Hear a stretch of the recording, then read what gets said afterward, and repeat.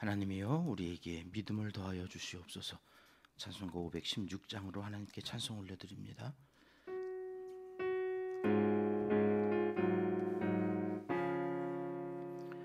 옳은 길 따르라 의의 길을, 세계 만민의 참된 길, 이 길 따라서 살기를 온 세계에 전하세. 만 백성이 나갈 길, 어두운 밤 지나서 동튼다.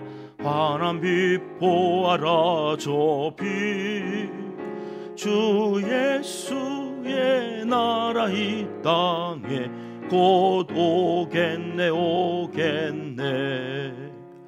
주 예수 따르라 승리의 주, 세계 만민이 나아갈 길과 진리요 참 생명, 내 창검을 부수고 다 따르라 화평왕. 어두운 밤 지나고 동튼다. 환한 빛 보아라 저 빛, 주 예수의 나라 이 땅에 곧 오겠네 오겠네. 놀라운 이 소식 알리어라, 세계 만민을 구하려 내 주 예수를 보내신 참 사랑의 하나님. 만 백성이 따를 길, 어두운 밤 지나고 동튼다. 환한 빛 보아라 저 빛, 주 예수의 나라 이 땅에 곧 오겠네 오겠네. 고난 길 헤치고 찾아온 길, 많은 백성을 구한 길, 모두 나와서 믿으면 온 세상이 마침내 이 진리에 살겠네. 어두운 밤 지나고 동튼다. 환한 빛 보아라 저 빛, 주 예수의 나라 이 땅에 곧 오겠네 오겠네. 아멘. 이 새벽 주시는 하나님의 말씀은 잠언 21장입니다. 3절 말씀 우리 함께 읽겠습니다. 공의와 정의를 행하는 것은 제사 드리는 것보다 여호와께서 기쁘게 여기시느니라. 아멘. 얼마 전 소개해드렸던 책 나와 너의 저자 마틴 부버는 태초에 말씀이 있었다 이 말을 패러디해서 태초에 관계가 있었다, 그러니까 하나님께도 관계가 중요하다라는 그런 말을 남겼는데요. 하나님과 인간의 관계, 또 사람과 이 사람과의 이 관계 속에서 하나님은 하나님의 나라를 이루어 가시려 했던 거죠. 그래서 잠언에서는 자꾸 관계에 대한 말씀들을 많이 합니다. 그 관계를 맺어가는 가장 중요한 매개체는 언어이고 말이라서 이 말에 대한 말씀도 이 잠언에서는 매 장에서 이렇게 하나로 이렇게 다 모아서 한 장에 담아 놓지를 않고 다음 장 넘어가면 또 나오고 다음 장 넘어가면 또 나오고, 이게 계속해서 우리가 잊지 않고 그 말에 대한 교훈, 이 지혜를 잊지 않고 기억하게 하시려고 이거를 한 장에다 모아놓고 끝나지 않고 이걸 흩뜨려 놓으신 것은 아닐까, 그렇게 생각되어질 정도로 우리 이 관계가 참 중요하다. 근데 인간관계라고 하는 것이 이게 단순하지 않잖아요. 사람마다 다 달라요. 상황도 다르고 형편도 다르고 다 케이스 바이 케이스예요. 그렇게 복잡한 관계 속에서 신앙은 그러나, 믿음은 그러나 뭐라고 그랬어요? 복잡하지 않고 단순해지는 것, 단순해지는 것. 일단 생각이 많아지고 우리가 이게 막 그래서 복잡해진다는 것은 우리의 믿음을 시험하는 순간이구나 이렇게 여기시면 돼요. 이걸 어떻게 단순화할까? 오늘 21장에서는 그렇게 단순하게 이거 하나면 이게 대원칙이에요. 이거 하나만 가지면 모든 관계를 다 뭐를 어떻게 하라는 것인지 알 수 있는 아주 중요한 말씀이 오늘 우리가 읽은 3절 말씀에 나와요. 3절 말씀을 다시 한번 보면 하반부에 여호와께서 기쁘게 여기시는 게 있다는 거예요. 여러분 이게 대원칙이에요. 오늘 내가 무엇을 하려 할 때, 누군가를 만나서 어떤 것을 해야 할 때 우리에게 질문하시는 하나님, 이거 하나예요. 이거 하나. 복잡하지 않아요. 그러니까 내가 이 사람하고 이걸 하면 하나님이 기뻐하실까? 이걸 하는 것을 하나님이 기뻐하시지 않는다? 그러면 그 자리에 있으면 안 되는 거죠. 빨리 벗어나야 되는 거죠. 요셉이 아무도 보지 않는 자기의 주인 되어지는 아내가 자꾸 옆에서 야 아무도 안 봐. 아니 하나님이 보고 계세요. 그리고 옷을 벗어놓고 그 자리를 벗어나서 결국 그래가지고 또 감옥에도 가는데 그게 결국은 애굽의 총리가 되어지는 과정이었죠. 하나님이 기뻐하시지 않는다. 그러면 벗어나는 거예요. 왜 그렇게 해야 되느냐? 그렇게 살아야 하는 이유가 1절 말씀에 나오거든요. 오늘 잠언 21장 1절 같이 읽겠습니다. 왕의 마음이 여호와의 손에 있음이 마치 봇물과 같아서 그가 임의로 인도하시느니라. 이 봇물이라는 말을 보니까 제가 이제 자랐던 그 시골, 크지 않은 그 시골의 읍내에서 가까운 곳에 이렇게 저수지가 하나 있어. 산수리 저수지라고. 그 저수지가 그때 농사를 짓던 시절에는 그 마을에 보물단지에 그게 없으면 농사를 지을 수가 없지요. 그런데 어느 날 한 해에 비가 얼마나 쏟아졌던지 야밤에요. 마을 사람들이 다 산으로 올라가요. 그 저수지 뚝이 이제 막 물이 넘쳐서 범람해가지고 무너지면 마을이 이제 다 덮여지는 상황이니까 산으로 다 피신하라. 그 당시에 소방서 건물이 제일 높았었는데 그 소방서 이렇게 제일 꼭대기로 막 이렇게 올라가기도 하고 높은 곳으로 다 피신하라. 아니 보물단지인데 어느 날 비가 많이 왔다고 이게 저주에 그래가지고 야밤에 잠도 못 자고 애들 다 침 하나씩 막 다 이렇게 들려가지고 산으로 올라갔던 그런 기억이 있거든요. 왕이 그렇다는 거죠. 왕은 절대적인 왕이 얼마나 대단한 존재예요. 근데 이 왕이라는 존재가 어떤 때는 백성들에게 해악이야. 해악. 본물과 같다는 말이 그런 거예요.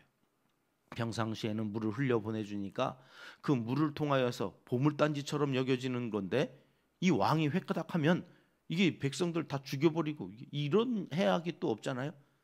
그렇다는 거죠. 왕이라고 하는 존재는 본물과 같아. 그런데 말이야. 그 왕조차도 누구의 손에 있어요?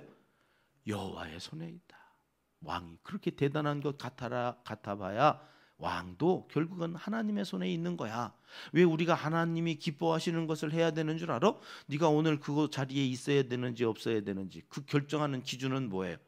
나에게 유익이 되나? 이게 나에게 돈이 되고 내 명예가 되고 내가 거기에 있어서 나에게 유익이 되나? 이걸 가지고 살아가면 안 된다는 거. 그리스도인은 예수님이 주인 되신 하나님의 사람들은 오늘 판단의 기준은 하나님이 기뻐하실까?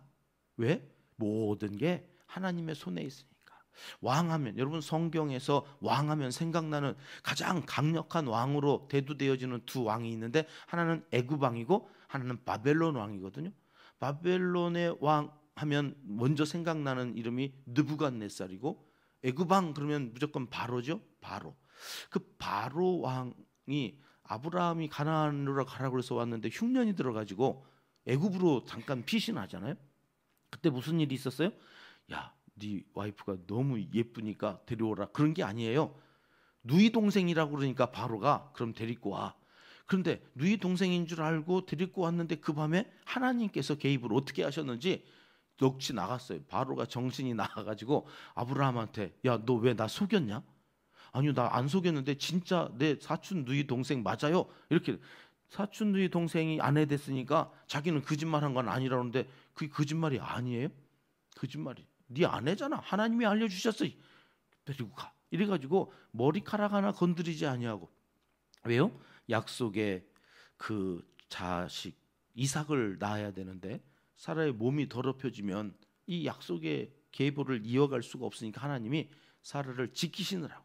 그러니까 애굽 왕이 되게 강한, 당시에는 최고의 신과 같은 존재였는데 그걸 하나님께서 막으시는 거예요. 하나님의 손에 있어요. 느부갓네살도 그래요. 가장 강력한, 이 바벨론에서 역대 가장 강력한 왕, 한 43년을 통치했다는데 여러분 피도 눈물도 없는 사람으로 알려져 있어요. 얼마나 잔인한지. 근데 그가 꿈을 꾸고 다니엘이 그 꿈을 해석해 준 대로 그가 들에 나가서 미친 척 하다가 돌아와 가지고 이런 고백을 해요. 세계 최고의 왕인데 그가 이런 고백을, 다니엘 4장으로 가볼까요? 같이 읽어봅니다. 내가 지극히 높으신 이에게 감사하며 영생하시는 이를 찬양하고 경배하였나니 그 권세는 영원한 권세요 그 나라는 대대에 이르리로다. 여러분 세계의 가장 강력한 왕이 내가 나보다 더 센 왕이 있네? 이렇게 고백하는 거거든요. 지금 그게 누구예요? 여호와 하나님. 모든 게 왕이 최고인 줄 알았는데 그 왕들이 고백하는 거예요. 나보다 더 센 왕이 있어. 만왕의 왕 여호와. 그러니 그분의 손에 달려져 있는 이 세상을 살아가는 너희는 누구를 기쁘게 할래? 이런 거죠. 누구를 기쁘게 한다고요? 여호와 하나님. 기준이 여호와 하나님을 기쁘시게. 그렇습니다. 이사야로 가볼까요? 59장 1절에는 이렇게 말씀하시죠. 같이 읽습니다. 여호와의 손이 짧아 구원하지 못하심도 아니요 귀가 둔하여 듣지 못하심도 아니라. 이게 이제 문제인 거죠. 때로 우리가 그렇게 기도하는데 왜 구원을 안 해주시냐? 왜 문제를 해결해 주시지 않냐? 내 이 고난 속에서 왜 하나님은 가만히 계시냐? 손이 짧은가? 귀가 둔한가? 못 들으시는 거 아니야? 아니라는 거죠. 아니라는 거죠. 이유가 있어요. 죄 때문인지 아니면 나를 더 성장하게 하시려는지 하여튼 이유가 있는 거야. 그러니까 여호와 하나님 그분의 손에 맡기고 너는 기도해. 이게 여호와를 경외하는 거라고 그랬잖아요. 지혜의 근본인 여호와를 경외하는 최종의 목적지에 가면 어떻게 살아간다고요? 여호와께 맡기라. 여호와께 맡기라. 이게 잠언의 주제예요. 그 이유가 뭐냐를 설명하는 게 21장이죠. 지금 여호와를 기쁘시게 하는 것이 여호와께 맡기는 거야. 그런데 말이지 왜 그래야 되는 줄 알아? 모든 게 그분의 손에 달려 있거든. 그분은 손이 짧지 않아요. 그는 귀가 어둡지 않아요. 이렇게 이사야를 통해서 또 말씀하시는 거예요. 자, 그러면 하나님을 기쁘시게 살아간다고 하는 것은 구체적으로 뭐냐? 구체적으로 뭐냐? 오늘 3절 말씀 다시 보시면 앞에 나오죠. 이제 오늘 3절 말씀 보여주실까요? 공의와 정의를 행하는 거예요. 공의는 뭐고 정의는 뭔가 하고 찾아봤더니 공의는 ጼ데크라고 하는 히브리어를 썼고 정의는 미슈파트라는 말을 썼는데 미슈파트는 많이 들어보셨죠? 이 ጼ데크라고 하는 것은 공의인데 공의를 한마디로 얘기하면 무슨 말이냐? 가난한 자가 없게 하라. 가난한 자가 없게 하라. 그러니까 오늘 하나님을 기쁘시게 하는 사람의 삶의 첫 번째 모토는 가난한 자가 없게 하는 거예요. 이 가난한 자가 없게 하는 말이 도대체 뭔 말일까? 나라님도 구제하지 못하는 것이 가난한 사람들이라고 그랬는데 철마다 때마다 가난한 자가 없었던 적이 없는데 여러분 그리스도인들에게 첫 번째 주신 사명이 공의를 행하는 거잖아요. 그 공의는 뭐냐면 가난한 자가 없게 하는 거래요. 그러고서 봤더니 룻기에 이게 가장 많이 나와요. ጼ데크라고. 밭을 가지고 있는 사람은 추수 때에 다 거두면 돼요, 안 돼요? 안 돼요. 어디는 남겨놔야 돼요? 내 귀퉁이는 남겨놔야 돼요. 그래서 가난한 자, 밭 없는 자들이 먹을 것이 없을 때 그 밭에 와가지고 남겨놓은 것을 떨어가고 또 떨어진 것을 주우면 안 돼요. 그건 내게 아니야. 탈곡하다가 떨어진 거예요. 탈곡하기도 전에 너무 익어가지고 떨어진 거는 내게 아니에요. 주인께 아니에요. 이거는 누구 거예요? 가난한 사람들 거예요. 그래서 이 ጼ데크라고 하는 말의 근본 원어를 찾아가면 불쌍히 여기다, 긍휼히 여기다. 뭐를 행할 때에 긍휼한 마음으로 행하는 것이 ጼ데크예요. 불쌍한 마음으로 하나님이 가지고 계신 하나님의 가장 근원된 속성이 이 불쌍히 여기는 마음이죠. ጼ데크, 이거로 해. 부부관계에도, 부모와 자녀 관계, 교회 안에서 와서 신앙생활하는 성도들 간에도 먼저 가지고 있어야 될, 그리스도인이라면, 지혜자라면 어떤 마음으로부터 시작되어야 되면 참 불쌍하다. 아이고, 새벽같이 나오셔가지고 기도하시는 우리 성도님들 긍휼히 여기는 마음으로, 아이고 말씀 전하시느라고 얼마나 힘드실까, 긍휼히 여기는 마음으로 오늘 또 하나님의 뜻을 이루어가는 사람들이 직장에 가서도 오늘 또 회사를 위해서 수고하는 내 직원들, 사장님은 그런 마음을 갖고 긍휼히 여기는, 이게 째데크예요. 근데 이 긍휼히 여기는 마음이 없이 옳은 것만 주장한다? 이건 그리스도인들이 아닌 거예요. 그건 뮤시파트거든요. 이제 정의는 뭐예요? 억울한 자가 없게 하라. 이게 뮤시파트예요. 살다 보면 저울추를 3개 가지고 장사하는 사람들에게 억울한 일 당하는 사람들이 있잖아요. 너는 그렇게 억울한 일을 만들면 안 되는 사람이야. 이게 뮤시파트예요. 정의. 공의를 행한다는 것은 불쌍히 여기는 마음으로, 정의를 행한다는 것은 억울한 사람이 없도록 살아야 되는 거예요. 살다 보면 억울한 일 참 많이 경험하잖아요. 그 억울한 일을 당하는 사람들을 위로하는 자리에 있어야 될 사람들이 공의를 행하는 사람들인 거예요. 그 공의를 행하면서 내가 누군가를 또 억울하게 하지는 않을까, 정의를 행하는 사람들, 그 사람들을 하나님은 기뻐하신다. 여러분, 이것이 오늘 하루 우리가 살아갈 기준이 되면 좋겠습니다. 긍휼히 여기는 마음이 있어야 됩니다. 너무 뮤시파트 옳은 것만 가지고 아니라 긍휼히 여기는 마음으로 시작하여서 참 억울하겠다. 어제 향기나는 편지에, 향기나는 글로 제가 토닥토닥, 그리고 거기다 이제 제가 요즘 댓글을 주석같이 이제 제 그 글을 조금씩 써놓는데, 마지막 쓰다 보니까 정리가 누군가를 토닥토닥, 나만 토닥토닥 해주기를 바라지 말고 누군가 너도 토닥토닥 해줘야 될 거 아니야.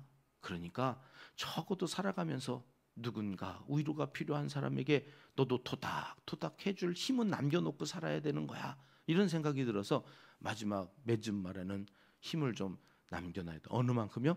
남을 토닥토닥 할 만큼.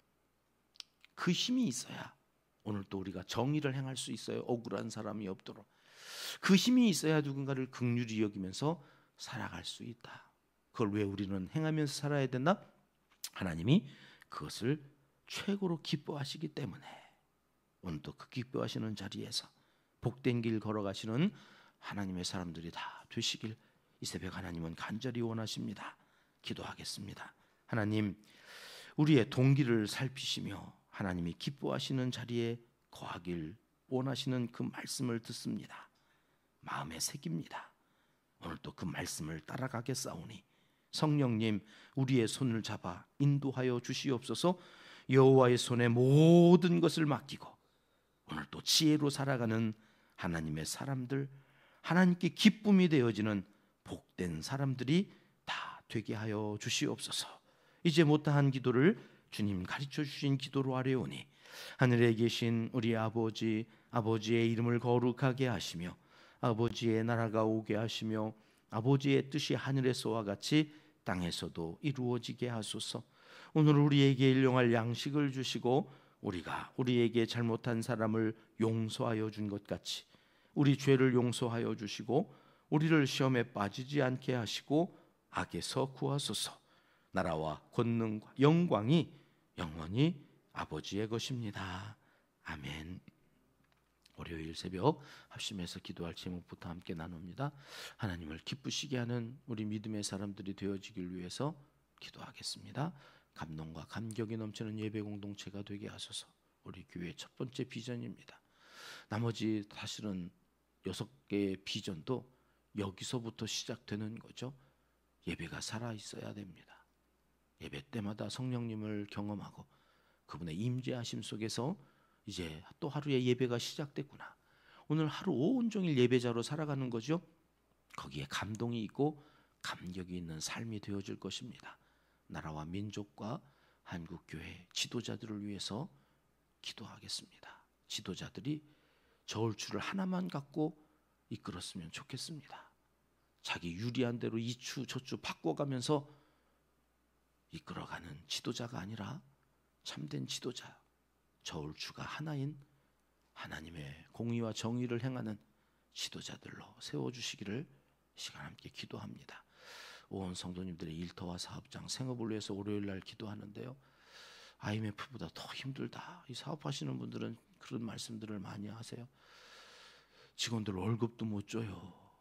그러면서 눈물을 흘리는 그런 사업가도 제가 만나고 있는데, 하나님 생업을 지켜주시옵소서. 이 나라의 경제를 하나님의 손에 맡겨드립니다. 기도하는 아침이었으면 좋겠습니다.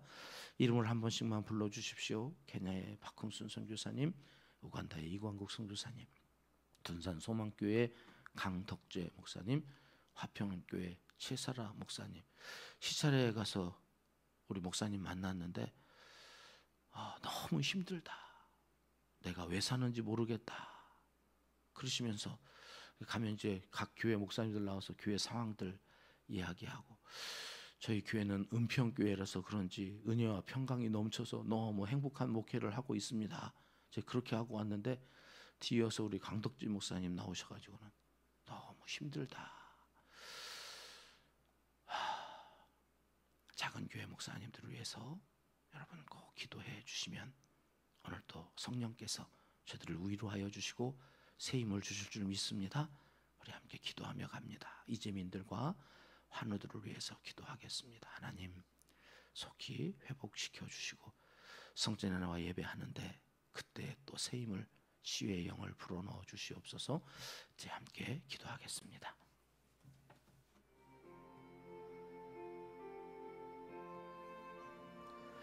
참 좋으신 우리 아버지,